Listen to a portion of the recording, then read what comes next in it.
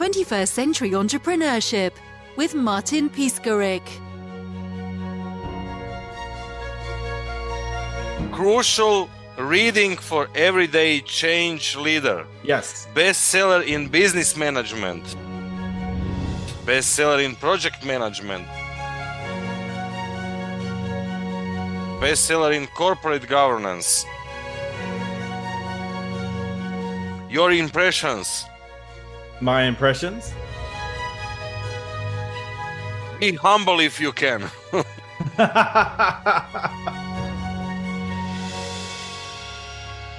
Because it's almost impossible to be humble. Congratulations. Yes. Thank you. Thank you. Yeah, it's one of those funny things where humility is one of these double-edged swords, right? Where if you're too humble, then well, frankly, no one knows who you are. No one's heard of you. Like you just get nothing, right? And so it's the old, if you don't blow your own horn, then there is going to be no music. So you've got to blow your own horn to a degree. But otherwise you will just exist in big space of nothing. That's exactly it. There'll just be silence. No one will know who you are. Okay. So there is a bit of that. But yeah, no, it's been a fun 18 months, I tell you that.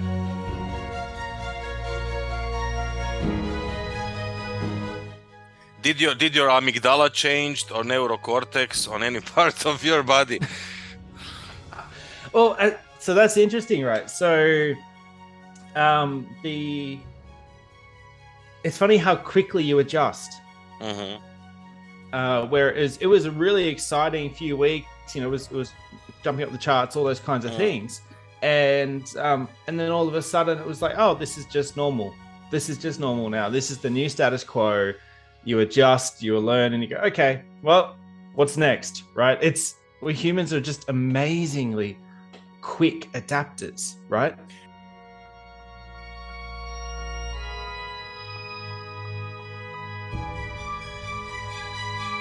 But do you feel any other change? Do you feel, for example, more responsibility for sharing your message around the world, or writing a new book, or going on with a specific project?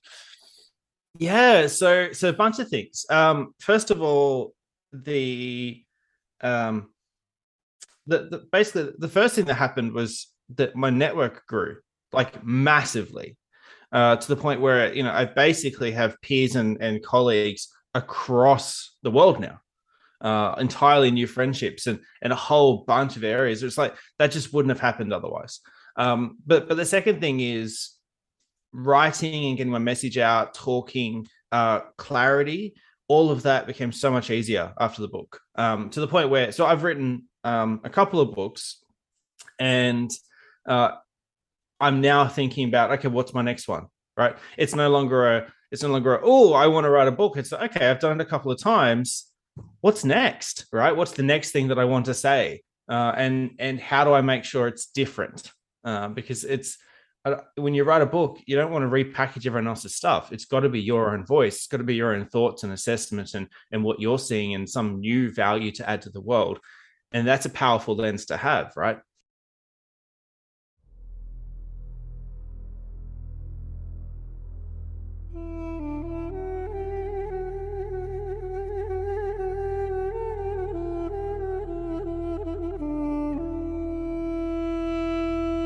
How would you describe your authentic self?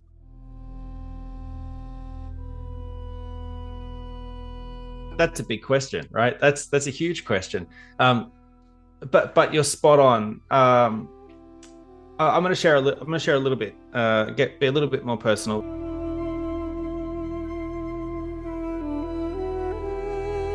In terms of, it was about 5 years ago. I grew up quite religious, and about 5 years ago there was a pivot in my life, as well as I went through a depression for about 18 months, 2 years as well. And when I came out of that, there was this renewed sense of reality. There was this renewed sense of clarity.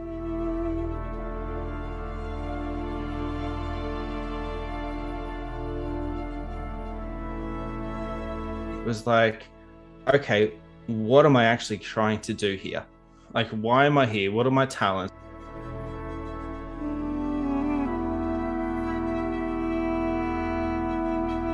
Let's be real with what I've got and what I'm working with and what I don't have. And then looking at, well, how in the world do I add value to the world? My entire career has been in the changing organization space. I've lived and breathed it my entire career, and I've had a very varied career in that it hasn't been in one specific industry or one specific type of project. It's been everything from restructures to IT to processes to new cultures.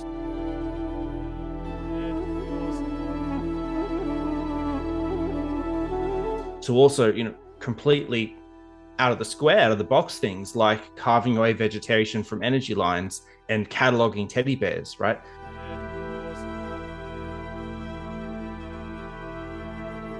It's really, really broad.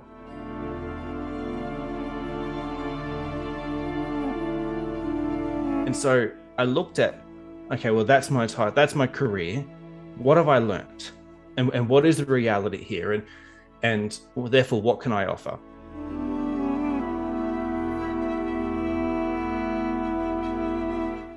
And I figured out that, number one, my main talent is the ability to look at concepts, basically learn concepts very, very quickly and distill complex concepts down into very simple parts. That's my talent. I'm average in basically every other way, but that's my talent. And so I said, okay, let's apply that. And so I started looking at the way things were done in the change industry. And I started looking at, okay, well, we've got project management. We've got this thing called change management. We've got this thing called benefits management. And basically, for those who are not as in-depth in the industry, essentially there was lots of niche, narrow ways of looking at problems, and no one was connecting the pieces. And each of them were all complex, and each of them were driven very much around textbooks and licenses and like certifications, right? And there's a whole industry built around selling those certifications. And so I realized that an initial point of value that I can do is go, well, I can cut away most of the BS out of that. I can reconnect those dots using my talent. I can reconnect those dots and I can start to cut away the BS and drawing on my experience, go, okay, well, this is the stuff that actually matters. And this is the stuff that doesn't.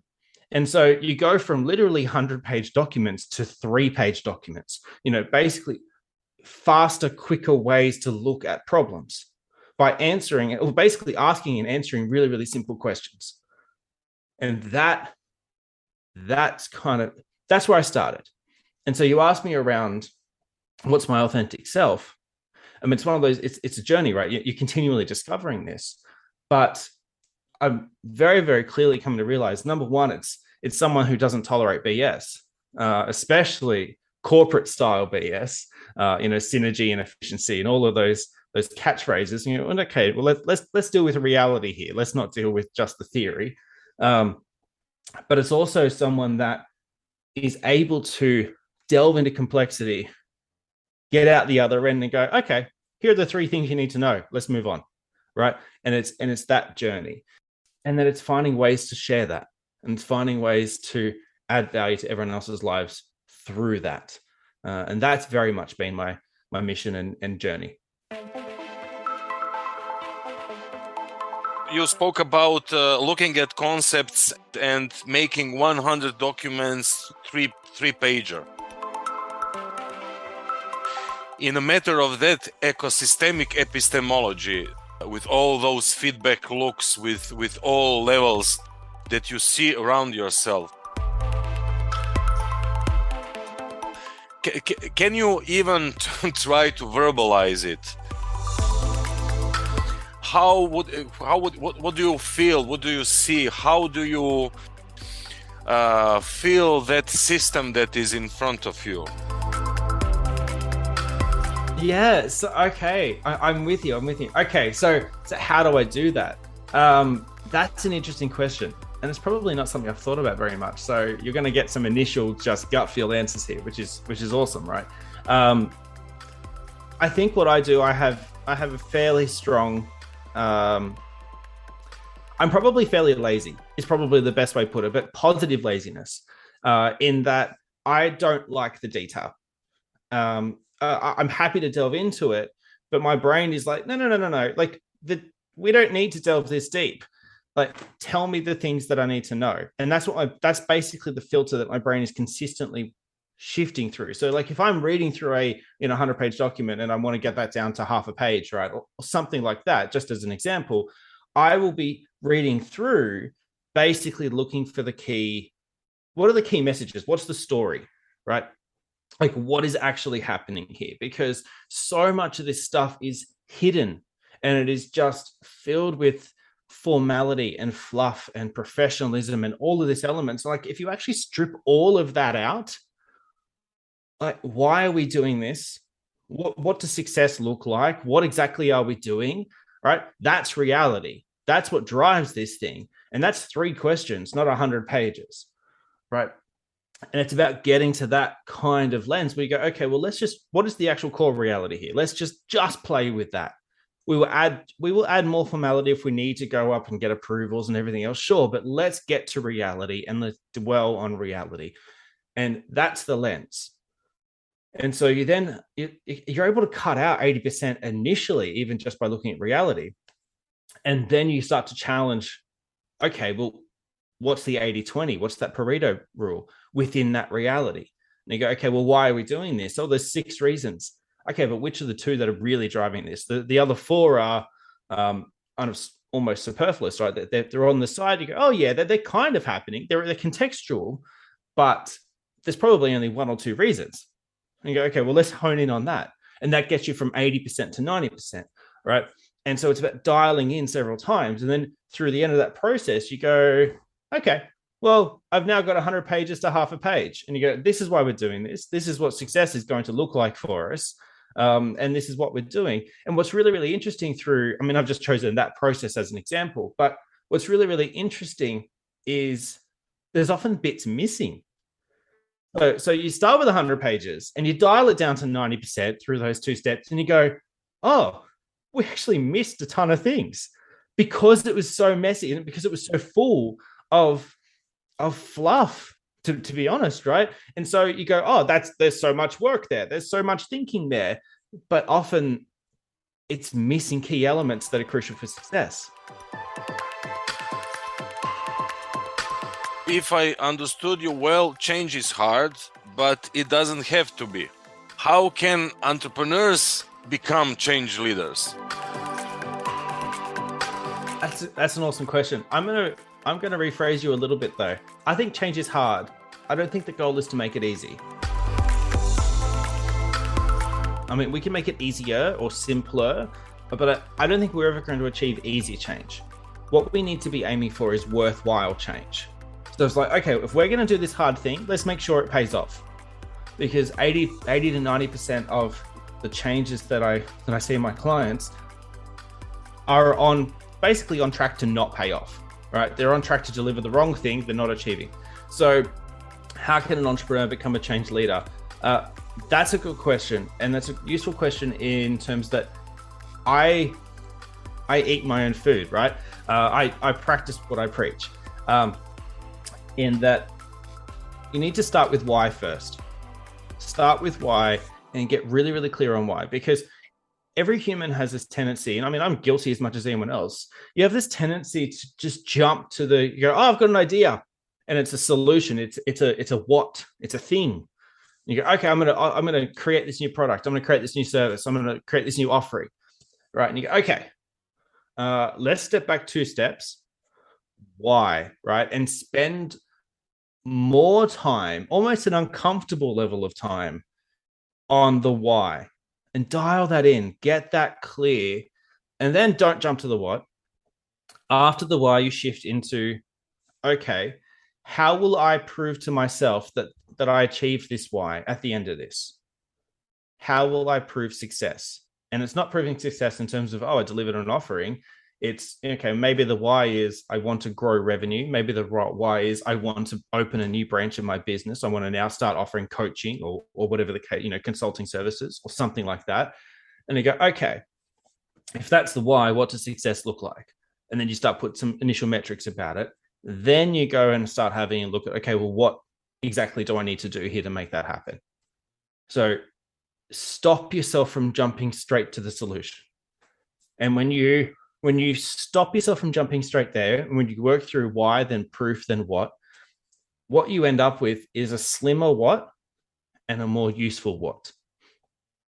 Because what your initial idea may not be the full picture. And in fact, there may be things you don't need on it. And in fact, that's likely the case. And you go, okay, well, let's hone in. And you go, what's the smallest amount of work that I can do to make that shift, to achieve that metric, right? To drive that proof. What's the smallest amount of work I can do? That's how a entrepreneur starts in terms of thinking like a change leader. The second lens I'm going to offer is that, let's say you're an entrepreneur with a team or a small business, sub 100 people. Just a second, Brendon, before you continue to second example, let's immerse a little bit into specific steps. So let's start with why. From your perspective, from your experience, what kind of blockages people have when they start working on why? Are there any ego reactions, any flies they do not want to cope with it? So for all people that will start that journey, hopefully with the help of person like you or some of your colleagues, what they can expect, especially if they start asking themselves that kind of questions after listening to your episode. Yeah. So there's a few traps when asking why. And you go, we tend to, there's a few things I tend to see. One of them is we create circular logic. And you go, okay, my idea is I need a new database. And then you go, why? And you go, the why is, we need a new database. Okay, that's circular logic, right? You don't want to be doing that. Your why is not your what. We need the what is not a why. That's the first one. So if you're there, just keep asking why. We need a new database. Okay, why? Oh, because this, right? And ask why a few more times, and you will start to get to the root cause, the root element here. The second thing I would add there is make it emotional and paint a picture of the future. In that, try to connect with what you really want. Like why exactly are you looking to do this? Is a question that's not a formality. It's just about putting into words what you're actually looking for out of it. Like, why do you want to do this? Especially as an entrepreneur with limited resources, limited time, you've got to be really careful with where you spend your time, and you've got to be hyper vigilant with your prioritization.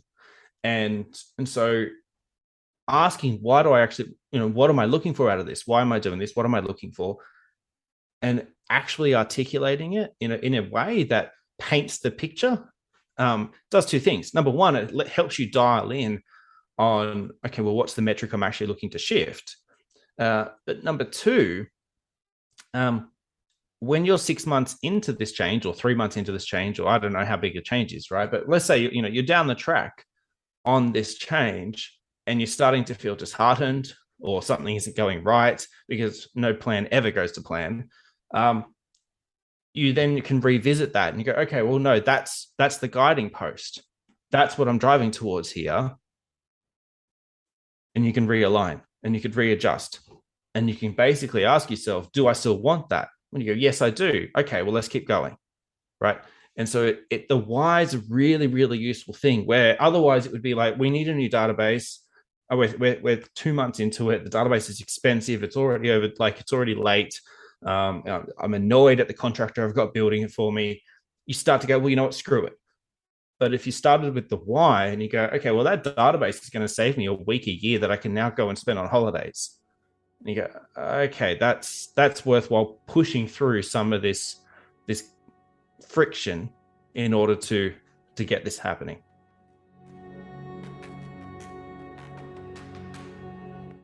Brendon, it seems that you, at some point in your life, you started to understand life. When you go to how would I prove success, can you share an example just for all of us to understand you a little bit better? So now we have that, we need to go out from that circular logic. We need to immerse into emotions as well, from various reasons that you talked about, paint the picture, etc. Do we need some reference points? How will I prove success? Yeah, so proof of success is really about, again, dealing with reality. If you had to prove it to your partner or your best friend or something else, if you had to prove it to an angel investor, right? If you had to prove that you actually achieved the why, how would you do it? And do it, right? Prove it to yourself. And so what you're looking to deal with there is, what's the 1 to 2 metrics? 1 to 2 metrics covers the vast majority of the scale that we're dealing with here. I mean, some of my clients are running $250 million portfolios or $1 billion programs of work, in which case maybe they might have 5 or 6 proofs. To give you a sense of scale here, right? And so if you've gone, okay, well, we're doing this for all these reasons, and therefore we need to prove A, B, C, D, E, F, G, H, I, J, K, and then just keep going. You're never going to do it, right? So hone in on the 1 to 2 things that are the core shift that you're looking to make here. So, using the example that I gave earlier around, let's say this database is giving you an extra week worth of free time a year. You go, okay, well, that's the proof. Basically, how much holiday time am I currently getting every year? And what's my target? And when do I want to hit my target? Right? It's just about dealing with reality, and it's just about communicating that why in a actual shift, in a real shift, in a way that you can point at and go, I can count the number of holiday days I've done. I can actually then calculate it next year and compare them, right?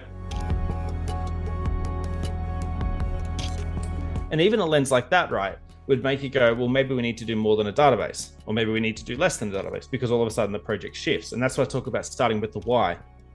When you start with the why and then you start to think about what the shift is you're looking to make, it opens up options on the what side. And so there is a really simple exercise here that I do, and I do this with my clients as well, is draw 3 columns. On the left-hand column, put why. On the middle column, put proof. On the right-hand side column, put what.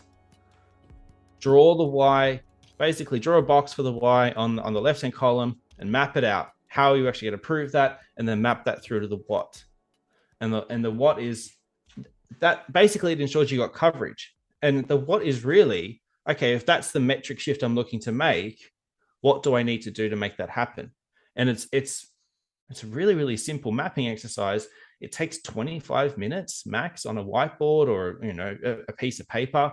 And yet it gives you this immense level of clarity on what you're looking to drive from any idea that you have.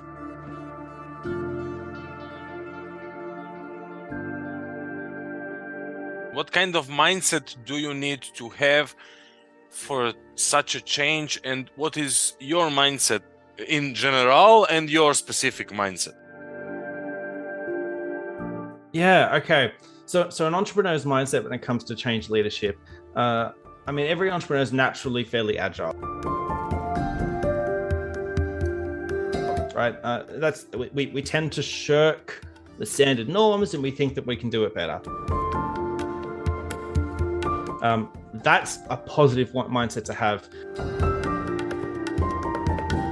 When it comes to actually thinking through and driving change, that number one, it's focus on the why and the shift. Allow the what to be flexible, but don't do it so much that you end up flip-flopping everywhere. That is something that I tend to see, where you just see basically the what, the scope of the project, flip-flopping. You get based on your new priorities.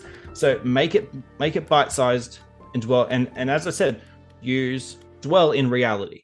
Like spend time in reality and test your ideas. So the way these questions tend to what's really interesting about these questions is that you can use them while you're changing, while you're driving the project too, right? These are not just an initial thought up front, but these questions translate, and this becomes your ongoing mindset as well, where it's no longer just why am I doing this, but it's also, is the why still valid? Has the context changed, right? And you go, is my priorities different? Do I no longer want the week of holiday, right? Like, has this changed? And when you're looking at whether or not you should continue a project, don't stress too much about the money or the time or the effort that's going into it. Worry about the context around whether or not the why still makes sense. Is this still a priority for you and your business?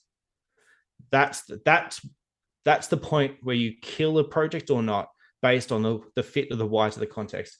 So that's the first bit of mindset. The second one is allow the what to be somewhat flexible, but honestly, just dwell in reality and keep that pushing through. Are you seeing the early indicators that you're looking to see? And if not, pivot, right? Adjust. That's something that we all live and breathe as entrepreneurs, this ability to pivot.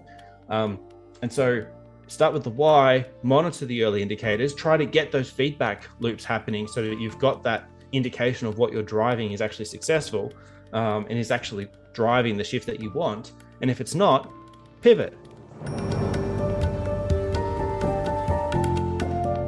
I need to ask you one more question, and that's about the context. Please share a little bit more about the context. People forget about context. They are still in a linear A to B way of thinking, so epistemology, but it's circular. It's completely on a completely different level. Yeah, you've really nailed in on that one. In that, the honest truth is, quite often with my clients, I will draw four columns, not three. The three column is the simpler way to communicate the idea, but in all honesty, I typically draw four, and context is on the very left-hand side. Because what happens is when you start to ask, why am I doing this? You start to get contextual reasons. And you go, okay, there's a new legislation coming in. I've got a lot of government clients, so I'm based in Canberra, Australia, so there's a fair few government clients in there. So I tend to think a little bit to that. But let's say there's new legislation coming in, there's new laws or whatnot, or maybe there's a new decision coming down, or there's a new market opportunity, or a competitor is releasing a new product, or whatever the case is. And that's not your why, that's your context. Right. And so that's why I typically put the fourth column, the one on the very left, for context, because you then start asking the question, well, why am I doing this? And if your answer is, well, the competitor is releasing a product in 6 months' time and I want to get in front of them, the fact that the competitor is releasing a product in 6 months' time, that's context. That's context. That can shift, and that's out of your control. So pop that in the context column. The why there is, I'm looking to get ahead of my competition. And even then, I would sit there a couple more times and go, well, why do I want to do that? Why do I want to do that? What am I looking for out of that? I want to be seen as a first mover. I want greater revenue. Get to why you're actually doing this, right? And shift the context out of the why and shift the context just to be something that you are observing, something that you're monitoring. And then as you're driving your project, whatever it is, a new product, a new offering, a new way that you run within your business, whatever it is, monitor the context, revisit it on a regular basis, and you go, well, has that changed? And it doesn't have to be a long, crazy process. It's literally looking at some dot points and going, no, three out of the four of these have not changed, but this fourth one, I'm not sure. I might need to go quick, do some searching or research or whatnot to make sure that's still in place. Because the moment your context change is the biggest initial flag that you're no longer on the right path. So monitor your context, and you can pivot really, really quickly, and you can be consistently making sure that you're driving on the right path. If you want to find out more about me, I'm at valuablechange.com. I also have a couple of books out, but the one that I've been talking a little bit more about the ideas in is Valuable Change, What You Need to Know to Ensure Your Change Pays Off. It is in almost as many formats as you can think of: paperback, hardcover, audiobook, ebook. It's however you want to consume it, you can consume it. Available Amazon, all of the top places. But honestly, I am just an email away. If there's any thoughts, if there's anything that comes to mind through this and you want to ask me a question, connect in with me on LinkedIn. I'm pretty easy to find there. But I'm also just an email away. Jump to valuablechange.com, shoot me through an email. I'd love to hear from you. 21st Century Entrepreneurship with Martin Piskarik.